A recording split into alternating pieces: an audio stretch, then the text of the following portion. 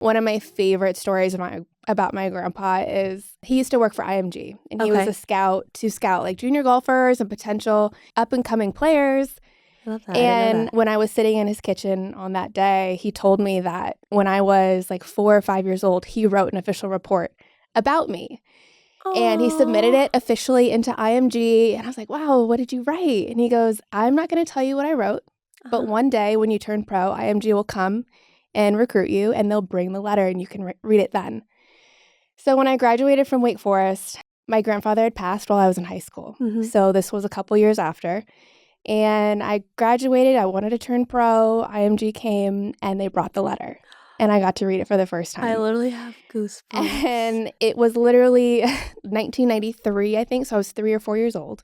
Wow. And he wrote what he saw in me. He wrote that he could see me play on tour, the skills that he could see in me. And those are the types of things that I tell people make a difference. When you have someone in your corner that believes in you, and then you start to believe it too. Yeah. That is what always propelled me in my career and my life with golf. Like, if my grandpa could see it when I was 3 or 4 years old, like, I want to do it for him. I want to do it because I believe it too. And so that was a huge part of my golf life, of just having him as like that foundation and that rock of like believing in me and what I can do in the game of golf.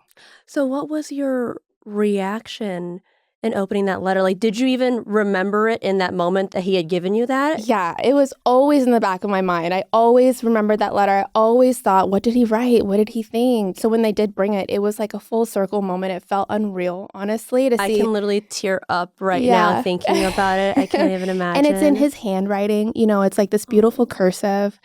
And just to read his words, especially after he had passed. And he was the one who got me started. He was the one who taught me what I knew about golf. So he was the biggest figure in my life when it came to golf and what I wanted to do in the sport. So when I was able to sit there and see it, it was just like, this is what I've been waiting for. And it just meant so much. So I have it framed in our house. And it's just one of those really special moments that I will never forget.